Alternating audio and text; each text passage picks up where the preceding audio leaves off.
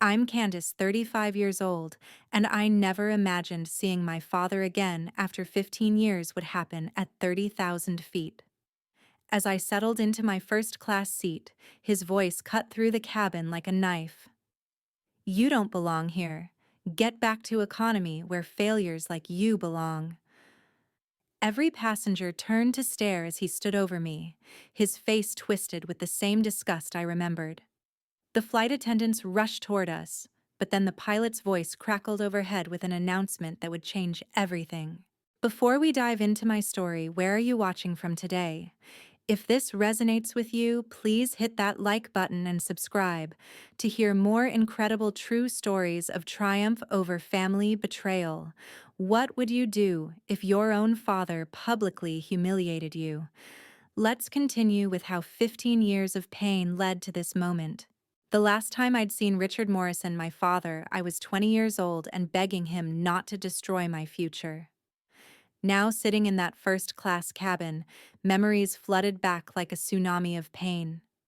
15 years ago, I was just a college student working 3 jobs to pay tuition.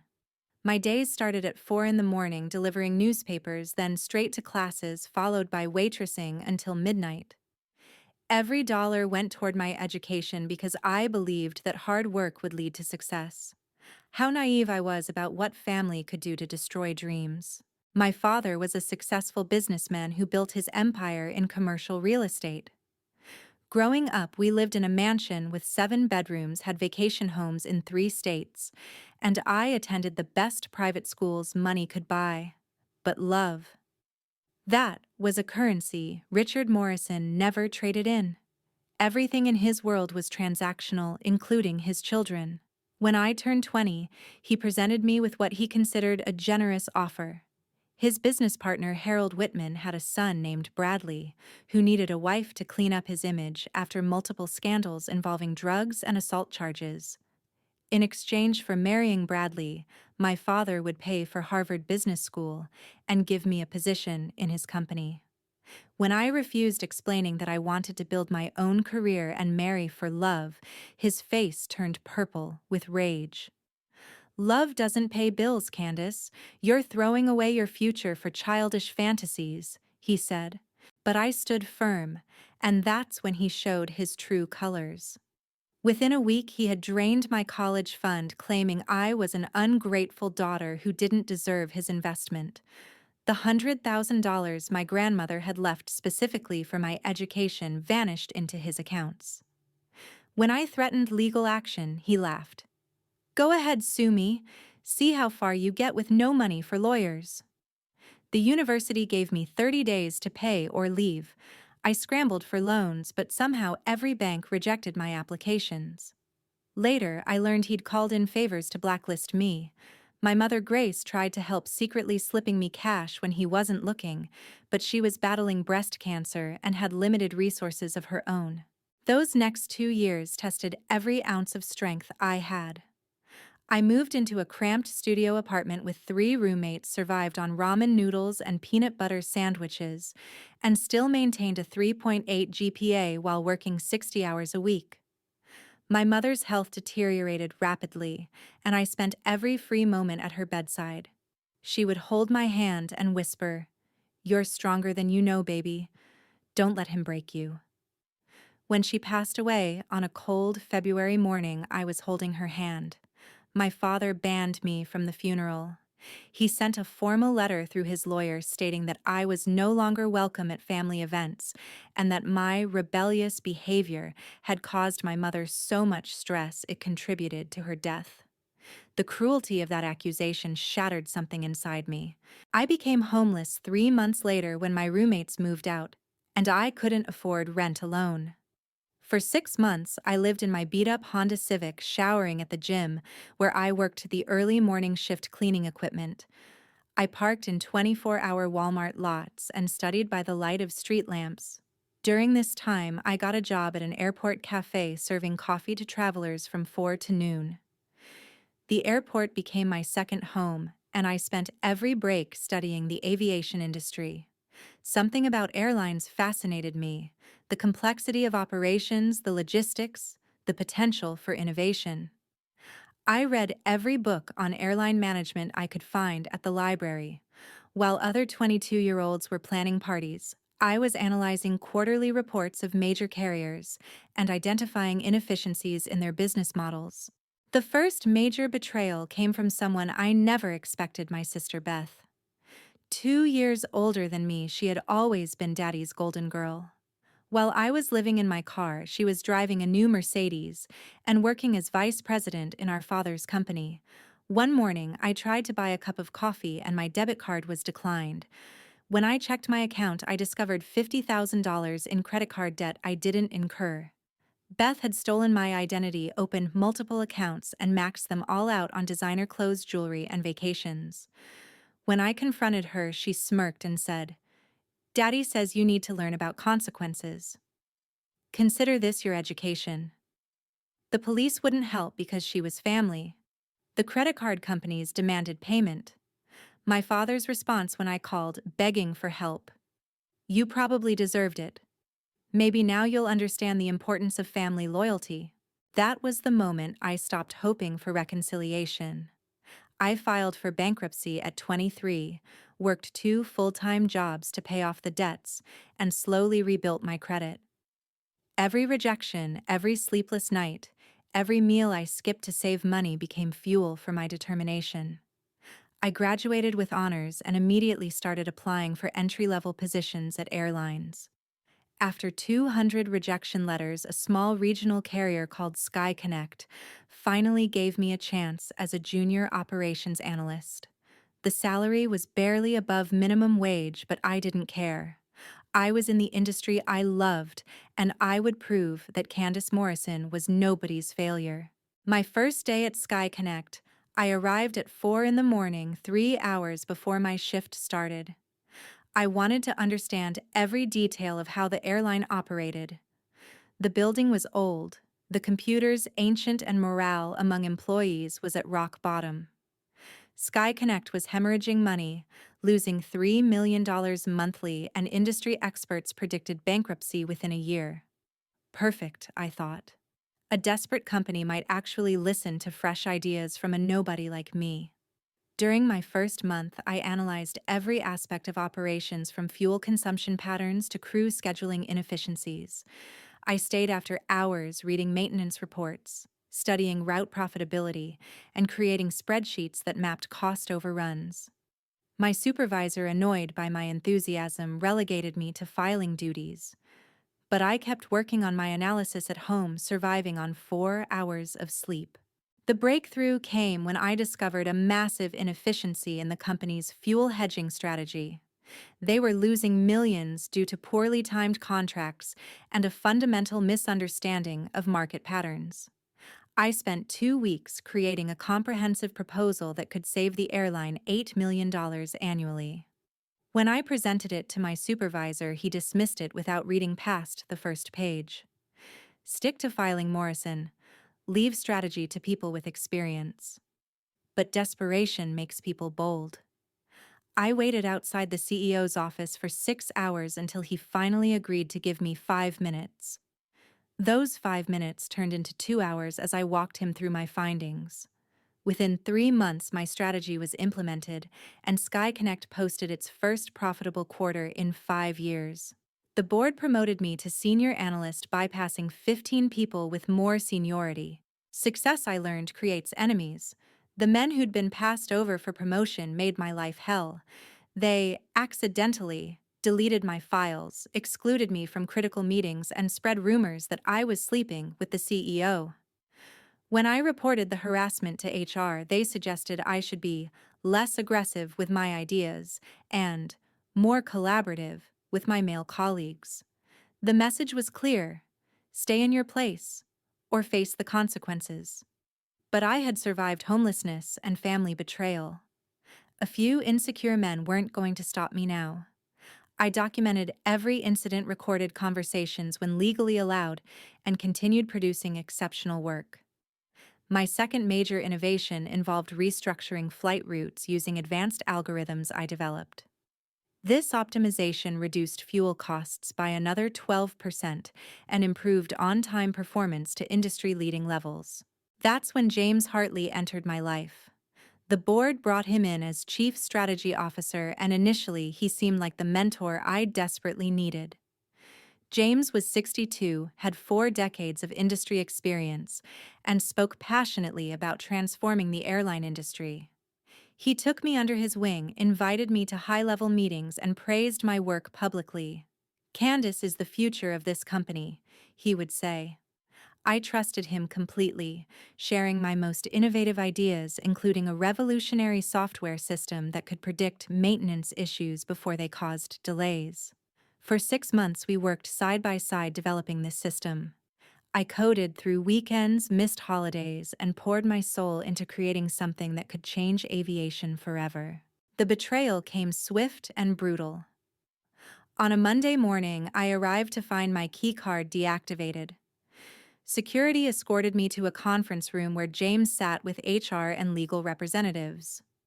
"We're terminating your employment effective immediately," he announced. "You've been sharing proprietary information with competitors." The accusation was so shocking I couldn't speak.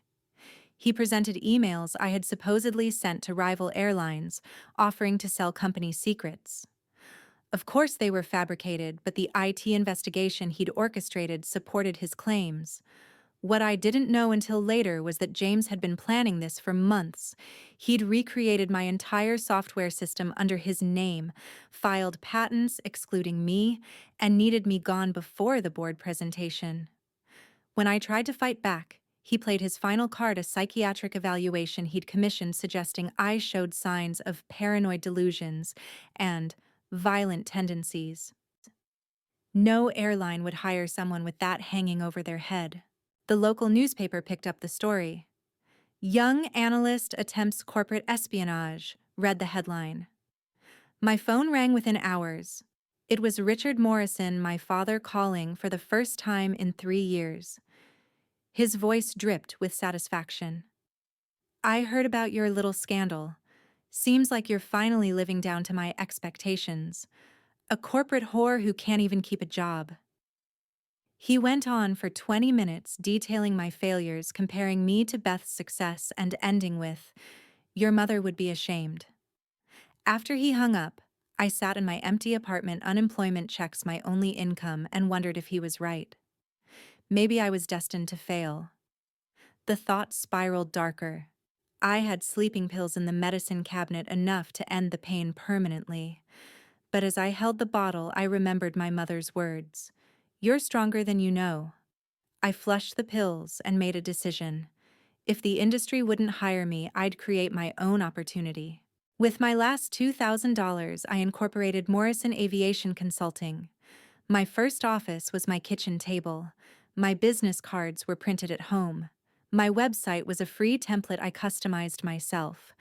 But I had something valuable: deep knowledge of airline operations and innovative ideas the industry desperately needed. I started small, offering to analyze operations for tiny regional carriers that couldn't afford McKinsey prices. My first client paid me $500 to review their fuel purchasing strategy. I saved them $50,000 in the first month. Word spread slowly through the network of small airlines. The girl who'd been fired for corporate espionage was actually a genius who could find money where none seemed to exist. Within a year, I had 12 clients and was generating enough revenue to hire my first employee. Then came the first coordinated attack on my new business. I arrived at work one morning to find my computers destroyed, backup drives missing, and client files scattered across the floor. The security cameras had mysteriously malfunctioned. The police filed a report but warned me that without evidence, nothing would happen. I knew this wasn't random. Competitors had noticed my success and decided to eliminate the threat. But they underestimated me. I had learned paranoia from the best. Every important file was backed up in 3 cloud services. Every client communication was documented in multiple formats. I rebuilt my systems in 48 hours and didn't lose a single client. In fact, the attack backfired. When clients heard what happened, they rallied around me. "Anyone that threatening must be doing something right," one CEO told me. He referred 3 other airlines to my services. The real transformation came when I developed proprietary software that revolutionized airline management. I called it Sky Optimize, and it integrated every aspect of operations into one brilliant system. Predictive maintenance crew, scheduling route, optimization, passenger flow analysis, and financial forecasting all worked in harmony. The first airline to implement it saw costs drop by 23%, while customer satisfaction soared. Suddenly, I wasn't just a consultant. I was the owner of technology that could transform the industry. Major carriers started calling checkbooks open. But I remembered what the industry had done to me. Instead of selling to the highest bidder, I licensed the technology, strategically maintaining control while building massive recurring revenue streams. By age 31, Morrison Aviation Consulting was valued at $200 million. The girl who'd lived in her car was now fielding acquisition offers from Fortune 500 companies. Success, I discovered, has a peculiar scent that attracts family members like vultures to carrion. My sister Beth materialized, first appearing at my office on a Tuesday afternoon, wearing a designer suit that probably cost more than most people's cars. "Candy," she cooed, using a childhood nickname I hadn't heard in years. "I've missed you so much. Daddy's been so unfair to you." She perched on my office couch like she belonged there, studying my awards and press clippings with calculating eyes. I should have thrown her out immediately, but some pathetic part of me still hoped for genuine reconciliation. She spun a tale of regret about the identity theft, claiming our father had forced her to do it. "I've been in therapy," she said, producing tears on cue. "I want to make amends. Maybe I could help with your business. I have an MBA from Wharton now." Against every instinct, I gave her a chance, bringing her on as a marketing consultant. For 3 months, Beth played the perfect sister, arriving early, contributing ideas, and publicly praising my leadership. She organized team dinners and remembered everyone's birthdays. My employees loved her. I had just secured a partnership with Nathan Cross, a brilliant software developer who'd built complementary technology to mine. Our combined platforms could revolutionize not just airlines, but the entire transportation industry. Nathan was everything the men in my past weren't: ethical, hardworking, and secure enough to partner with a woman without trying to diminish her. We spent long nights coding together, mapping out a future where our innovations would make travel safer and more efficient. Beth watched these developments with interest I mistook for supportive enthusiasm. One evening, I found her in Nathan's office at midnight. She was wearing a dress that left nothing to imagination, leaning over his desk, her hand on his arm. "Candace doesn't have to know," I heard her whisper. Nathan's response was immediate and forceful. He stood up, backed away, and said loudly, "Get out of my office and don't come back." When Beth saw me in the doorway, her mask slipped for just a moment, revealing the calculating predator beneath. The next morning, I fired her. She left quietly, but I should have known the silence was ominous. 2 weeks later, I was served with a lawsuit. Beth claimed she had co-founded Morrison Aviation Consulting, that the core ideas were hers, and that I had stolen her intellectual property. The legal documents were impressively detailed, containing twisted versions of actual events and conversations taken out of context. She had recorded our private discussions, documented every casual comment about the business, and constructed a narrative where she was the brilliant mind behind everything. The lawsuit demanded 51% ownership of my company plus damages. When journalists called for comment, Beth played the victim perfectly. "I just want what's fair," she told them. "I helped my sister build this company when no one else believed in her. Now she's trying to erase my contributions because of petty jealousy." The legal battle consumed everything. Beth had hired Cromwell and Associates, the same law firm our father used for his most ruthless corporate takeovers. During discovery, I learned the truth: Richard Morrison was funding Beth's lawsuit. His signature was on the retainer checks. His strategic advisors were crafting her legal arguments. This wasn't just Beth being greedy, this was a coordinated family assault designed to steal everything I'd built. The stress was overwhelming. I developed chronic migraines, lost 15 pounds I couldn't afford to lose, and started having panic attacks during meetings. Nathan became my anchor, working 18-hour days to keep the business running while I fought legal battles. "We'll get through this," he promised. "They're throwing everything at you because they know they can't win on merit." But some days, wading through depositions and motions, I wasn't sure we would survive. Then came the second wave of attacks. My clients started receiving calls from concerned parties, warning them about my mental instability and fraudulent business practices. Contracts worth millions were suddenly under review. A major airline CEO called me personally. "Candace, I know this is bullshit, but my board is nervous. Your father has connections everywhere." That's when I understood the full scope of what I was facing. Richard Morrison hadn't just built a real estate empire. He had spent decades creating a network of influence that touched every industry. He could make phone calls that destroyed careers, ended partnerships, and closed doors that should have been open. The attacks escalated. My business credit lines were mysteriously frozen. Speaking engagements were canceled without explanation. Industry conferences uninvited me. The isolation was deliberate and effective. My cousin Marcus chose this moment to join the feeding frenzy. I hadn't seen him since childhood, but apparently he'd been watching my success with envy. He filed a separate lawsuit claiming that ideas I'd shared at a family dinner when I was 16 formed the basis of my software.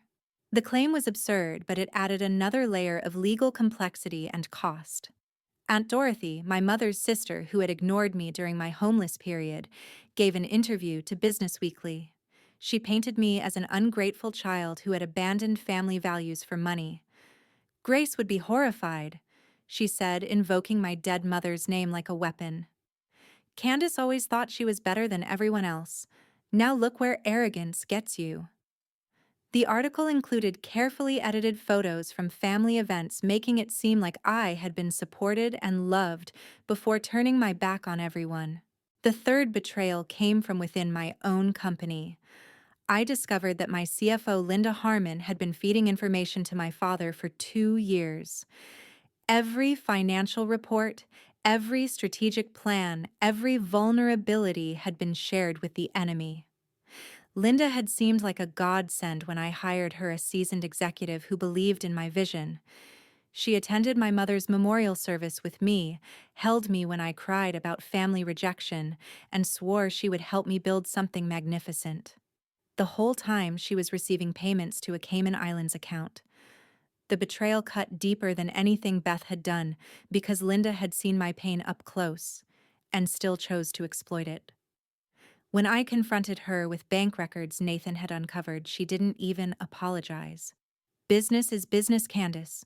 Your father made me an offer I couldn't refuse. You would have done the same."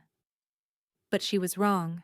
There were things I would never do, lines I would never cross, no matter the price. With Linda's inside information, Richard made his move. He orchestrated a hostile takeover attempt through a series of shell companies that obscured his involvement. My investors received offers to buy out their stakes at premium prices. Board members were promised lucrative positions in other companies if they voted against me. The business media covered it as a natural corporate evolution, the inexperienced founder being pushed out by seasoned professionals. What they didn't report were the threats made against those who remained loyal to me. One board member's construction company suddenly lost all its permits. Another's daughter was rejected from every university she applied to despite perfect grades. The message was clear: stand with Candace Morrison and face the consequences. Most people aren't heroes when their families are threatened. I understood their decisions even as they destroyed my company's stability. The emergency board meeting took place on a Thursday that felt like the world was ending. 7 faces stared at me across the polished conference table, most avoiding eye contact. Richard had done his work well. Through Linda's betrayals and strategic pressure, he'd managed to turn my own board against me. They presented their ultimatum with corporate politeness that made it more insulting. Candace, we appreciate everything you've done, the chairman began, but the company needs mature leadership to reach the next level. We're prepared to offer you a generous exit package. The number they mentioned would set most people for life, but they wanted me to sign a non-compete that would effectively ban me from the aviation industry forever. More importantly, they wanted my intellectual property, every innovation I'd created, every line of code I'd written during sleepless nights. Richard's offer came next, delivered through his lawyers like he couldn't be bothered to destroy me personally. He would rescue my company by buying it for 10 cents on the dollar, promising to maintain employment for my staff. The alternative they made clear was bankruptcy and public humiliation. I asked for 48 hours to consider. That night, Nathan and I spread financial documents across my apartment floor, searching for any escape route. The situation was worse than even I had realized. Linda's sabotage ran deep. She had manipulated our financial reports for 2 years, making profitable quarters look marginal and hiding reserves that could have sustained us. Major contracts were structured with poison pills that activated if I remained CEO. Credit facilities had mysterious clauses that made them callable at the first sign of leadership change. She was brilliant, Nathan said bitterly. Evil, but brilliant. Every move you made to save the company actually tightened the noose. We worked until dawn, but the conclusion was inescapable. Without immediate capital injection and the board's support, Morrison Aviation Consulting would collapse within weeks. Richard had orchestrated a masterpiece of corporate destruction, and I was watching my life's work dissolve. The media smear campaign intensified as if sensing blood in the water. A coordinated series of articles appeared across multiple publications, all hitting the same themes. Former employees I'd never actually worked with gave detailed accounts of my erratic behavior and poor judgment. The stories they told were fiction, but they contained just enough truth to seem plausible. One claimed I had screamed at staff during a meeting that had actually happened, except in reality, I had been calmly presenting quarterly results. Another described finding me passed out in my office, twisting an incident where I'd worked 72 hours straight and briefly dozed at my desk. Doctored photographs surfaced showing me at parties I'd never attended holding drinks when I rarely drank alcohol.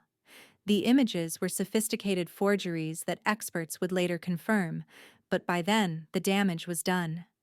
Major clients began calling, expressing concerns about my leadership. 3 contracts worth $40 million were suspended pending review of circumstances. The 4th major attack targeted my mental health directly. Suddenly, I started receiving calls from psychiatric facilities claiming I had requested admission. Police showed up at my office twice for wellness checks based on anonymous reports that I was suicidal. My email was flooded with brochures for addiction treatment centers. Someone had signed me up for every mental health service in the country, creating a digital trail that suggested severe psychological issues. When I tried to speak at an industry conference, protesters appeared with signs reading, "Mentally ill CEOs endanger lives," and "Would you fly Morrison's madness?" Security removed them, but photos spread across social media within minutes. The campaign was so coordinated, so professionally executed, that I knew my father had hired the best reputation destruction firm money could buy. They were systematically dismantling not just my company, but my identity as a competent professional. Uncle Theodore's betrayal hit particularly hard because he had always seemed neutral in family conflicts. My mother's brother had attended her funeral, despite Richard's ban slipping me a check for $5,000, with a note saying, "Grace would want you to have this." I'd paid him back with interest and thought we had maintained a distant but respectful relationship. So when forensic accountants Nathan hired discovered Theodore's involvement, the shock was physical. He had been funneling money from his investment firm to fund the attacks against me, violating numerous SEC regulations in the process. When confronted, Theodore's response was chilling. Your father promised to make me whole on some bad investments. Family is family, Candace, but money is survival. The man who had comforted me at my mother's funeral had been plotting my destruction for profit. The realization that literally no one in my family could be trusted created a void inside me that felt infinite. The fifth betrayal should have broken me completely. My corporate lawyer, Sandra Williams, had been with me since the early days. She knew every detail of my business, every vulnerability, every strategic plan. I trusted her completely, which made discovering her treachery devastating. Sandra had been providing my legal strategies to Richard's team, ensuring they were always one step ahead. Every defensive move I made, they countered before I could implement it. Every offensive strategy was neutralized before launch. The evidence came from an unexpected source. Sandra's paralegal, disgusted by what she was seeing, provided Nathan with recordings of Sandra discussing my plans with Richard's lawyers. The paralegal risked her career to do the right thing, one of the few points of light in an increasingly dark situation. When I confronted Sandra, she tried to justify it as managing risk for all parties. But her Swiss bank account told the real story. She had been paid more to betray me than I had paid her in 5 years of loyal service. The fifth attack was personal in a way that crossed every line of decency. Beth filed false police reports claiming I had threatened her life. She produced text messages I had never sent, voicemails I had never left, all expertly fabricated, but convincing enough for law enforcement to act. I was arrested during a crucial investor meeting, handcuffed in front of potential saviors for my company. The photos of me being led away in custody appeared online within minutes, carefully cropped to look as damaging as possible. I spent 18 hours in a holding cell while my lawyers scrambled to prove the evidence was fake. By the time I was released with all charges dropped, the damage was catastrophic. The investors I had been meeting with withdrew their interest. "We believe you're innocent," they said, "but the optics are impossible." The arrest record would follow me forever, another weapon in my family's arsenal. That night, sitting in my empty office with an ankle monitor on because a judge considered me a flight risk until the investigation concluded, I wondered if this was what complete defeat felt like. 72 hours remained before my company died.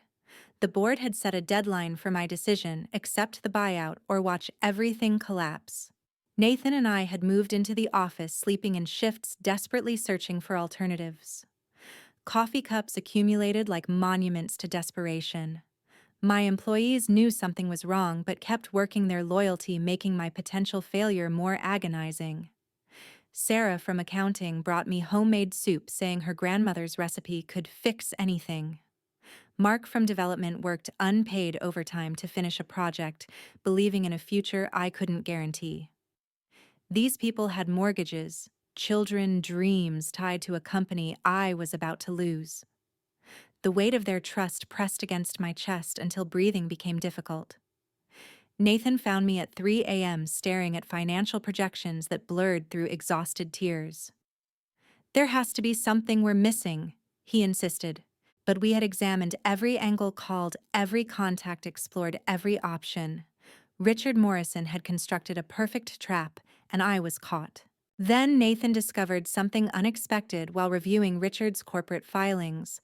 My father's empire, the mighty Morrison Holdings that had seemed invincible, was rotting from within. His obsession with destroying me had distracted him from managing his own business. Real estate investments had soured. Major tenants had departed. Loans were coming due that he couldn't refinance. The public face remained strong, but the foundation was crumbling. "He needs your technology," Nathan realized. "This isn't just about control or revenge. He's desperate. Your airline optimization systems could be applied to real estate management. He's trying to steal your company to save his own." The irony was so perfect it almost made me laugh. The man who had called me a failure needed my innovations to survive, but this knowledge didn't save my company. If anything, it made Richard more dangerous. Desperate predators attack most viciously. The sixth attack came at dawn on Friday. I arrived to find fire trucks surrounding our office building. Smoke billowed from the windows of our floor. Everything was destroyed: servers, workstations, years of physical documentation. The fire marshal preliminary report suggested an electrical fault, but I knew better. The security system had been professionally disabled. The sprinkler system had mysteriously failed. Even our off-site backups had been corrupted by a virus introduced weeks earlier, probably through Linda's access. We lost code that represented thousands of hours of work client data, that was irreplaceable prototypes that could have changed the industry. Insurance would cover the physical damage, but the intellectual property was gone forever. I stood in the ashes of my office where I had built my dreams and felt something inside me break. Not despair, but the last vestige of hope that my family would ever show mercy. They would destroy everything rather than see me succeed. The insurance company, Morrison Mutual, was owned by one of Richard's golf buddies. Their response was predictable: claim denied pending extensive investigation. They suggested arson, implying I had destroyed my own company for insurance money. The accusation was so insulting, so obviously orchestrated, that I laughed. The sound was unhinged enough that Nathan looked concerned. "They're not going to stop," I told him. "Even if I sign everything over, they'll keep coming. This isn't about business anymore. It's about complete annihilation." He pulled me into his arms among the ashes and whispered, "Then we make them regret starting this war." But what weapons did we have left? No money, no office, no board support, and a ticking clock that would end everything in 48 hours. I had been sleeping 2 hours a night for weeks. My diet consisted of coffee and whatever Nathan forced me to eat. My hair was falling out from stress. In the mirror, I saw a ghost wearing my face. Despite everything, I couldn't give up. My employees deserved better. The innovations we had created could still transform aviation. Most importantly, my mother's voice echoed in my memory. "You're stronger than you know." So Nathan and I set up a makeshift command center in his apartment. We called every contact, explored every legal option, searched for any vulnerability in Richard's attack. 36 hours remained. Then 24. Then 12. Each rejection felt like another nail in my coffin. Investment firms that had courted me months earlier wouldn't return calls. Banks that had extended credit lines demanded immediate repayment. Even industry friends distanced themselves, afraid of Richard's retribution. "I'm sorry, Candace," one CEO told me honestly. "Your father has made it clear that anyone who helps you becomes his enemy. I have a family to protect." I understood. I had learned the hard way what family could do. The sixth betrayal came from someone I had considered a friend since childhood. Lisa Chen had grown up next door to us, and we'd remained close despite my family's dysfunction. She became a successful journalist, and I had shared many personal stories with her over the years, trusting her to keep them private. But Richard's money reached even childhood bonds. Lisa published a devastating profile in the Wall Street Journal that twisted every confidence I had ever shared. She wrote about my mother's death with clinical detachment, implying I had abandoned her during cancer treatment. She described my homelessness as a publicity stunt to generate sympathy. Most damaging, she quoted conversations from when I was 22 and struggling, making me sound unstable and vindictive. Sources close to Morrison describe a pattern of paranoia and aggression. She wrote those sources clearly being family members who had never been close to me at all. The article went viral, shared by every enemy I had accumulated. Lisa even appeared on morning shows discussing my troubling psychology with fake concern. When I texted asking how she could do this, her response was simple: "Your father paid off my student loans. I'm sorry." She wasn't sorry enough to refuse the blood money. Richard held his press conference on Saturday afternoon, less than 24 hours before my deadline. He wore a concerned father costume, slightly rumpled suit, tired eyes, voice heavy with manufactured sorrow. "I've watched my daughter struggle with mental illness for years," he told the assembled media. Her mother and I tried to get her help, but she refused treatment.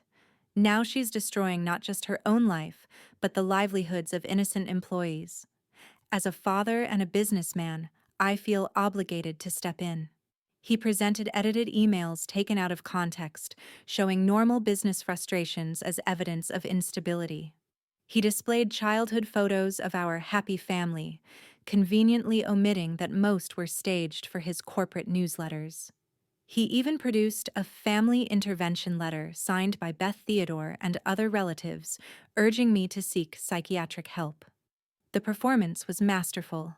Several reporters seemed genuinely moved by his fatherly concern. The narrative was set I was a mentally ill woman who had built a company through manipulation and was now facing the consequences. Richard was the hero swooping in to save the day. The seventh attack came that night. Beth hired men to follow me, parking outside Nathan's apartment, trailing us when we went for food. They didn't try to hide their presence. The message was clear. We know where you are at all times. Nathan wanted to call the police, but what would we say? Men were legally parking on public streets. Following someone wasn't a crime unless they made threats. The psychological warfare was perfectly calibrated to remain just within legal boundaries while maximizing fear. I stopped sleeping entirely, checking windows, obsessively jumping at every sound. Nathan installed security cameras and slept with a baseball bat beside the bed, but we both knew if they wanted to hurt us physically, we couldn't stop them. The stress manifested physically. I developed a tremor in my hands that made typing difficult. My left eye twitched constantly. Chest pains that felt like heart attacks turned out to be panic symptoms. My body was betraying me just as thoroughly as my family had. By Sunday morning, with 12 hours until deadline, I had nothing left. My company was ashes. My reputation was destroyed. My bank accounts were frozen by legal challenges. My health was failing. Even my relationship with Nathan showed strain as exhaustion and stress pushed us to our limits. We sat in his kitchen staring at laptops that showed only bad news, and I finally said the words, "I'm going to sign the buyout." Nathan's face crumpled. "We can't let them win," he said, but I was too tired to fight anymore. "They already have," I replied. "I just want it to end." We held each other and cried, mourning not just a company, but the proof that determination and innovation could overcome cruelty and corruption. The world belonged to people like Richard Morrison, and dreamers like us were just prey. I opened the buyout documents, each page a surrender of everything I had built. My hand shook as I reached for the pen. Then Nathan's laptop chimed with an email that would change everything. The email was from Margaret Chen, who had been Richard's executive secretary for 15 years. "Ms. Morrison, I believe we should meet immediately. I have information about your father that will interest you. Time is critical." Nathan was suspicious, fearing another trap, but something in her formal tone suggested authenticity. We agreed to meet at a public location, a 24-hour diner where witnesses would prevent anything violent. Margaret arrived looking nervous but determined, carrying a banker's box that she placed carefully on the table. "Your father destroyed my daughter's life 10 years ago," she began, without preamble. She had a small business he wanted. When she refused to sell, he used the same tactics he's using on you. She lost everything and attempted suicide. I've been waiting for the right moment to return the favor. Inside the box were 15 years of meticulously documented evidence, fraudulent contracts, bribery, records, tax evasion schemes, and even proof of witness intimidation in several legal cases. Richard Morrison had built his empire on criminal foundations, confident his wealth would protect him forever. Margaret had photocopied everything, created digital backups, and maintained a chain of custody that would hold up in court. The scope of Richard's crimes was breathtaking. He had defrauded investors of hundreds of millions through elaborate Ponzi schemes. He had bribed city officials for zoning changes that made him rich while destroying communities. He had evaded taxes through offshore shelters that violated numerous federal laws. Most shocking was evidence that he had sabotaged competitors using tactics that went far beyond corporate warfare, arson assault, even attempted murder in 2 cases. "Your mother knew," Margaret said quietly.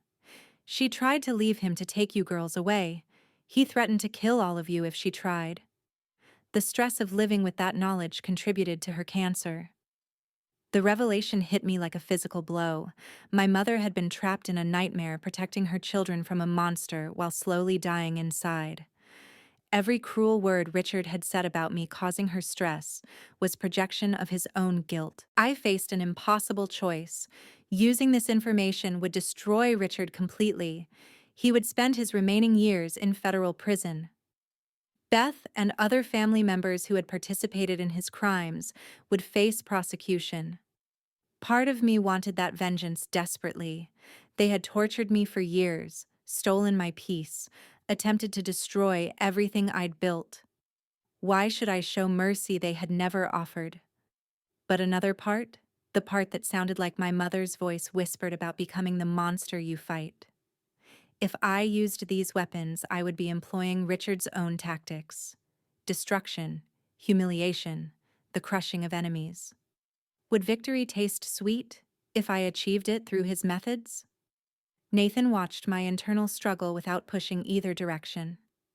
"Whatever you decide," he said, "I'm with you."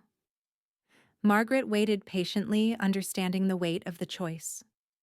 Outside, dawn was breaking on the day I would either surrender my company or declare total war. I made my decision based on a simple question: what would make my mother proud?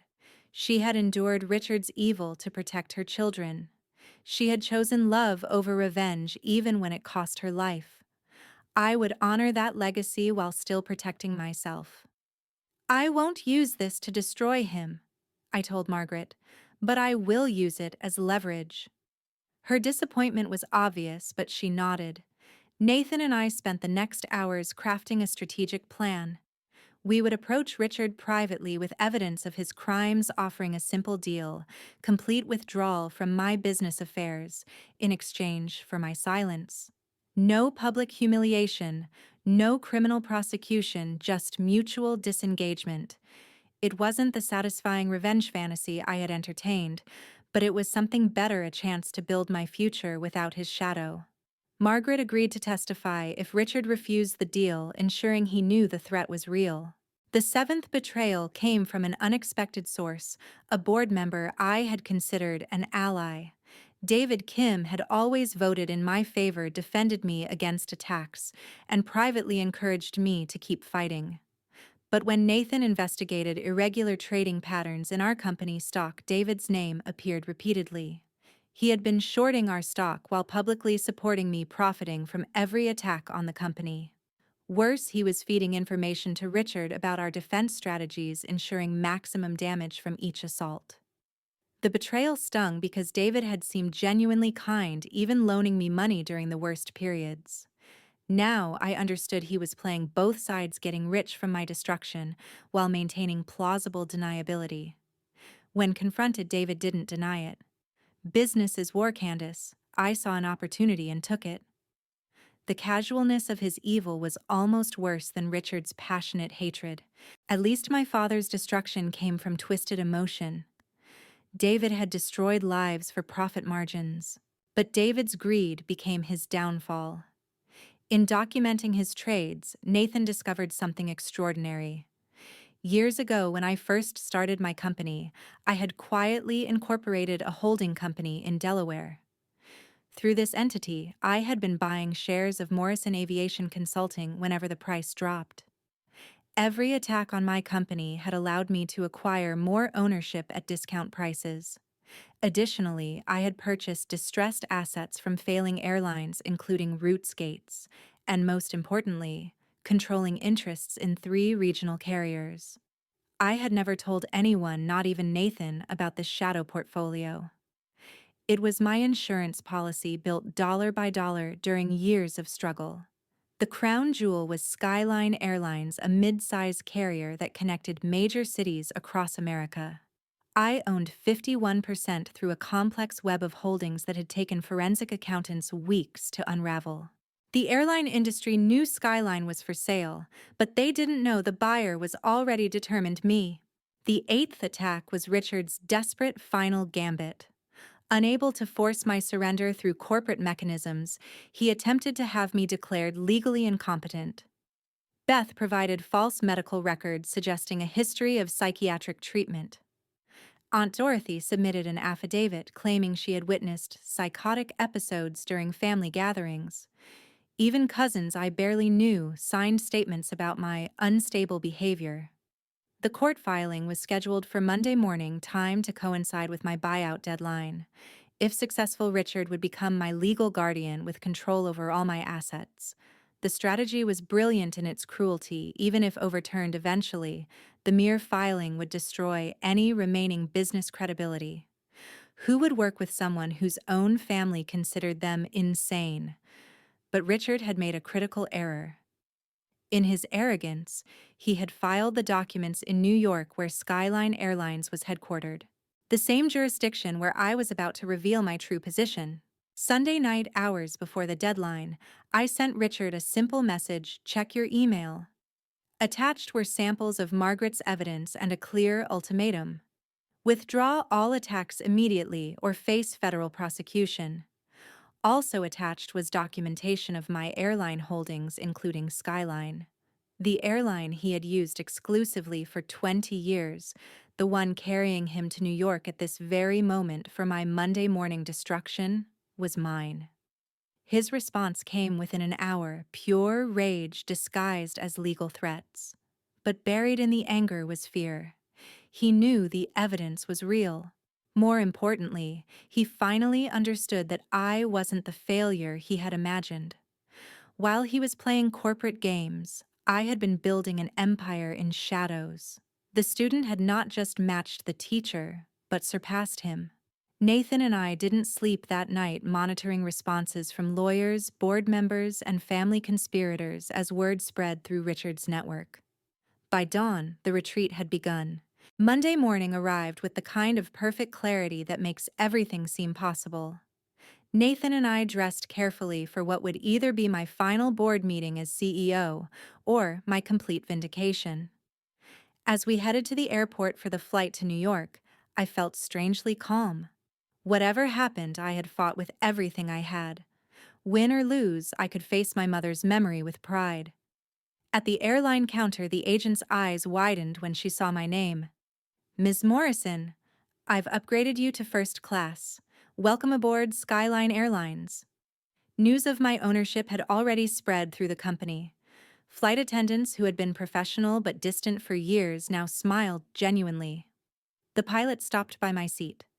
It's an honor to fly you today, ma'am. We've all heard what you've done for employee pensions and benefits. Thank you. I had quietly restructured Skyline's operations over the past year, improving working conditions and profit sharing.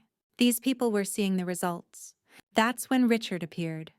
He had boarded early, as was his habit, settling into his usual first-class seat, with the smugness of a man who owned the world. When he saw me, his face went through a series of expressions: surprise, anger, then something like fear. But pride wouldn't let him retreat. Instead, he stood up, using his height advantage to loom over me. "You don't belong here," he said loud enough for everyone to hear.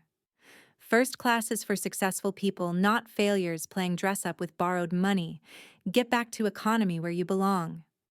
The words were familiar, the same ones he had used when I was 20.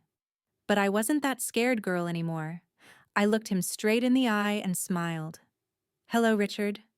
Comfortable flight so far?" My calmness enraged him further. He launched into a tirade about my incompetence, my mental illness, my disgrace to the Morrison name. Flight attendants moved toward us, but I raised a hand to stop them. Let him perform. Every word was being recorded by multiple passengers already reaching for their phones. The pilot's voice interrupted Richard mid-sentence. "Ladies and gentlemen, this is Captain Williams. Before we take off, I have a special announcement.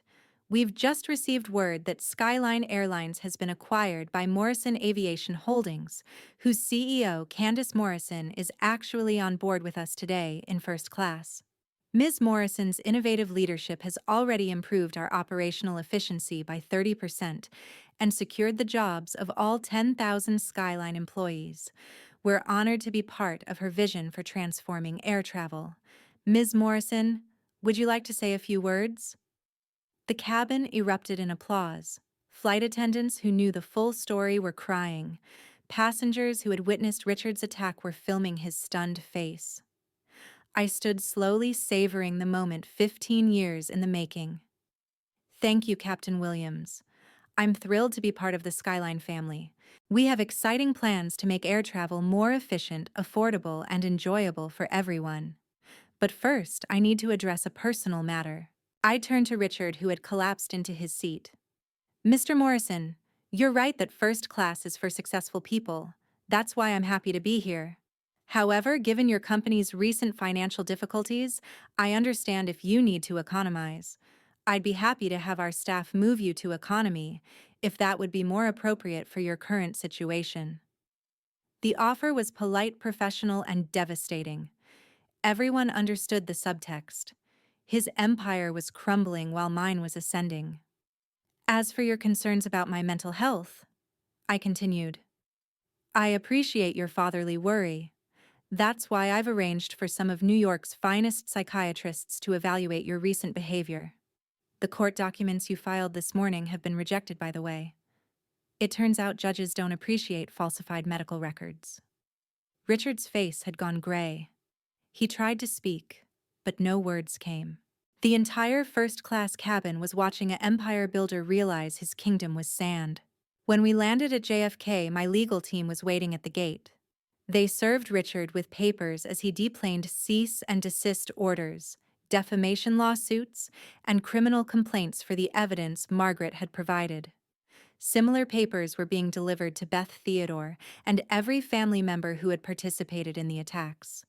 But the masterstroke was the revelation that Richard's main company was in default on loans totaling $300 million. The properties securing those loans, they were all managed by Skyline's real estate division, which I now controlled. I could foreclose immediately or restructure the debt. The choice was mine. I'm not like you, I told him as security escorted him away. I won't destroy you for pleasure. But if you ever come near me or my business again, I'll use everything Margaret gave me. Every crime, every bribe, every life you've destroyed. Your employees will keep their jobs because they don't deserve to suffer for your sins. But you're done.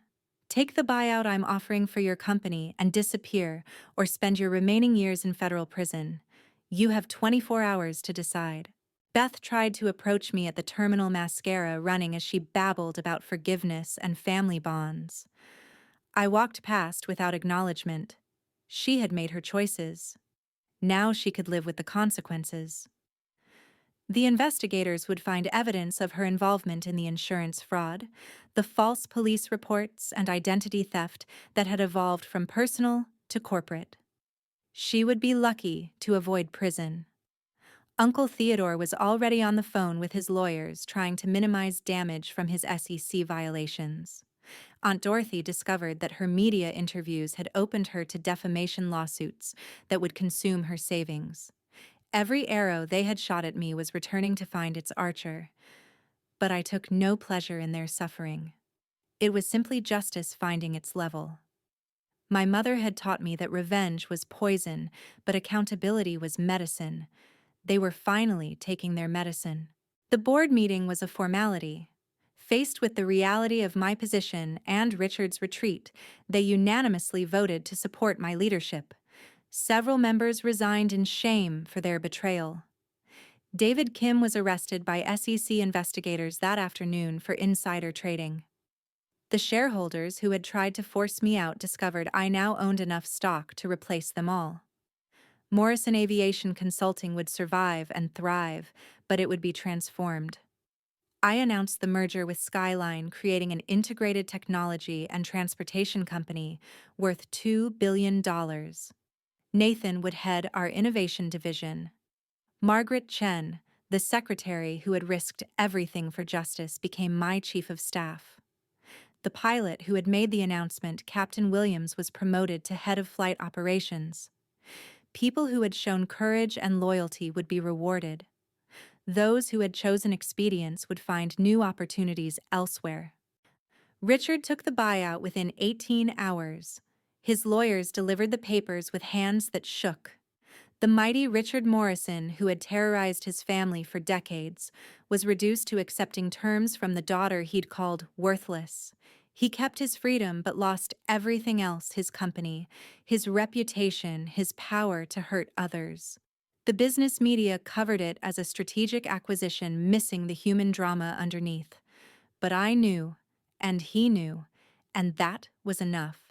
Within months, he had sold his mansions and disappeared to a small apartment in Florida. Beth served 6 months in minimum security prison before emerging to find no one would hire her. The Morrison name, once synonymous with power, became a cautionary tale about hubris. Sometimes I received reports about Richard's life. He lived quietly, avoided social contact, and seemed to have aged 20 years in 12 months. Part of me pitied him. A larger part remembered my mother dying while he counted money, and the pity evaporated. I changed Skyline's headquarters to the city where my mother was buried. Every morning, I drove past her grave on my way to work, a reminder of where I came from and why I fought. The company implemented revolutionary changes that transformed air travel. We made it affordable for families who had never flown before. We improved conditions for workers who had been treated as expendable. We proved that ethical business was profitable business. The innovations I had developed during my darkest hours became industry standards. Other airlines licensed our technology, creating recurring revenue that funded expansion. Within 3 years, Morrison Aviation Holdings was the third largest airline conglomerate in America. The girl who had lived in her car owned a fleet of 700 planes. But success didn't erase scars. I still checked locks obsessively. Unexpected phone calls made my heart race. Trust remained difficult even with those who had proven themselves.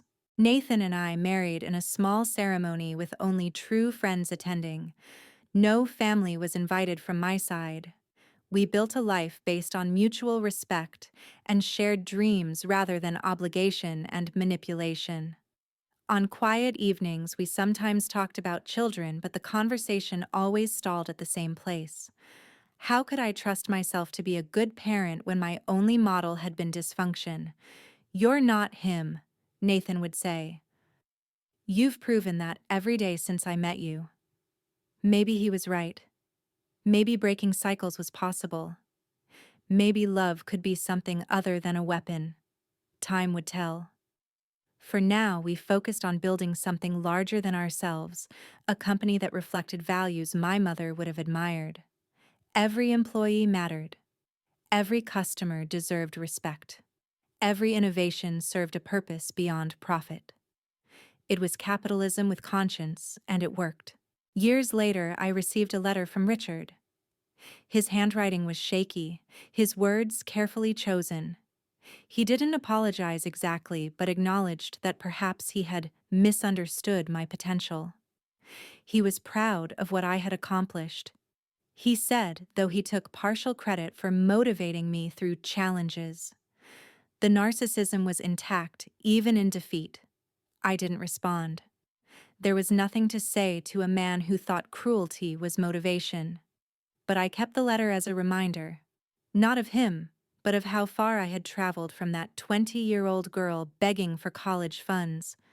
Every scar was a map of the journey. Every betrayal had taught me strength. Every attack had forged resilience. I had become everything he said I couldn't be, not despite his cruelty, but because I refused to let it define me.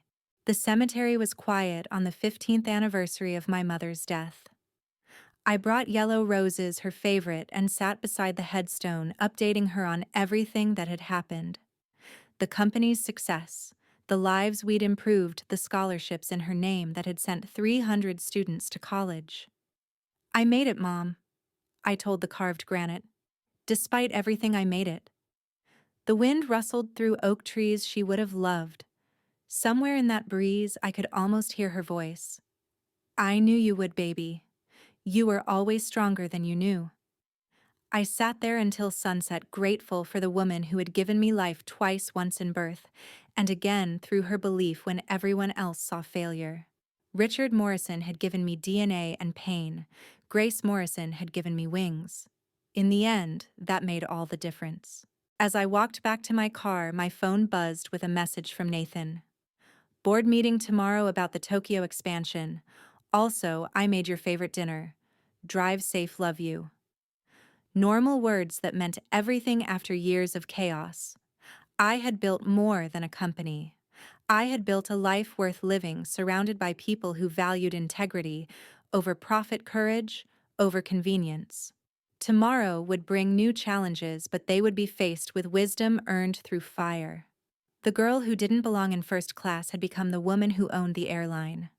Not through cruelty or manipulation, but through resilience, innovation, and the radical belief that success didn't require sacrificing your soul. My mother had been right all along. I was stronger than I knew. And finally, wonderfully, I knew it too.